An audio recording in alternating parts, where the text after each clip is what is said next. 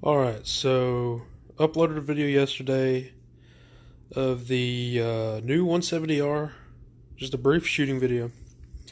There hasn't been many videos out describing the 170R other than these big box stores that pretty much just tell you what they want to get these sold, but not take away from, the 4-digit guns.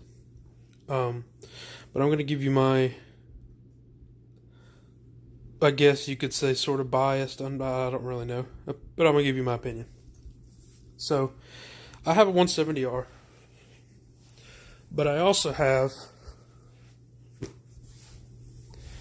a CS gun. So,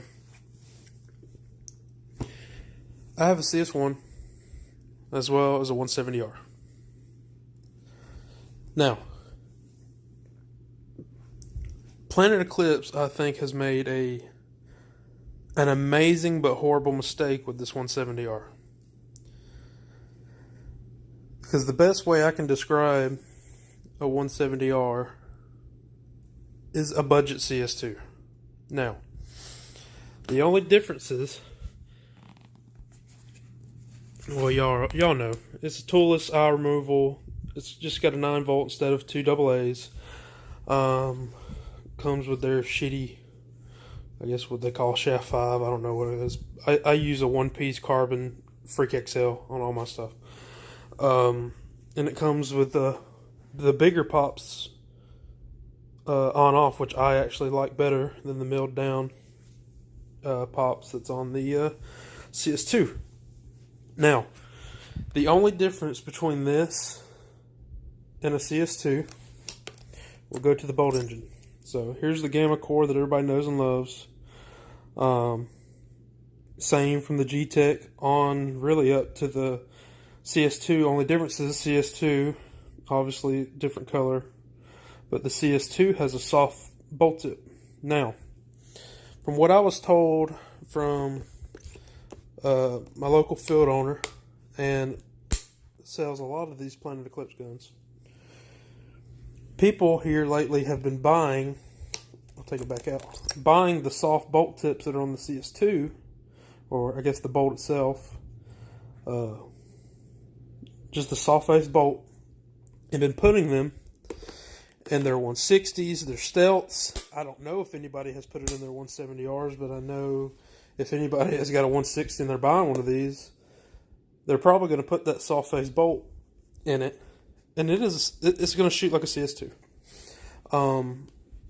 It has no frills. The board is pretty simple, it's just typical. But I mean,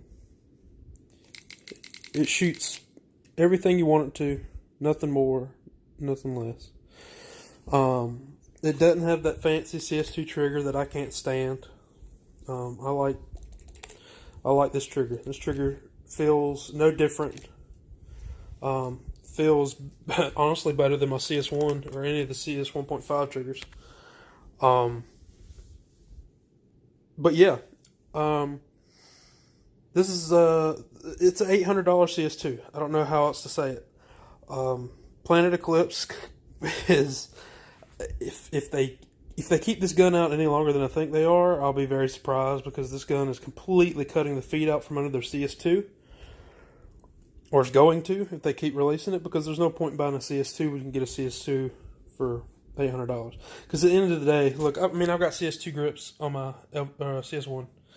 And at the end of the day, nobody gives two shits about toolless grip removal, because 90% of the time, or 99% of the time, you don't need these damn grips off anyway, because it's just a reg in the board. Your batteries are up front. Your batteries are up here. You don't really need the grips off, so grip screws don't bother me at all. It's got the same low-rise feed neck. It's still that same, I can't remember what they call it, but the feed neck is off-centered to keep from ball bounce and all that crap from chops and stuff like that. And it's light. It shoots super soft. It shoots real gentle. It's very quiet. Its sound signature is almost completely like a CS2. But I am, and this is probably gonna, I don't really give a shit if it offends anybody else. I'm an Ivy Core fanboy. There's nothing that shoots like an Ivy Core. There's nothing that shoots as soft as an Ivy Core. You know, that's why this is my backup for the season, and this is still my main gun, because I just love the Ivy Core. I think Planet Eclipse should have separated their gtek and Ether lineup from the CS while still using maybe an upgraded version of the IV core for their CS2. But, you know, I'm not an engineer. I don't own a company. So, you know, what the hell do I know? I just play paintball. But, yeah, it is a budget CS2. When I went and bought this at my local pro shop, I picked this up, shot it, and then shot a CS2, and I immediately handed him back the CS2 and said, I don't think you'll sell the CS2. It's just that good of a gun for the dollar. It does everything you want, and nothing more. No frills, no anything. But yeah, just wanted to give you guys a little, you know, insight from a player's perspective of a 170R. All these big box stores like Anus Gear. Yeah, I know it's ANS, but it's Anus Gear because some of y'all get the joke. ANS Gear, of course, is not going to hype up this as much as anything else because they want to sell these in a CS2. Planet Eclipse is not going to hype these things up as much as they want to because they still want to sell the CS2. But when it comes to it, this is going to outsell the CS2, and this is going to completely undercut profits from a CS2.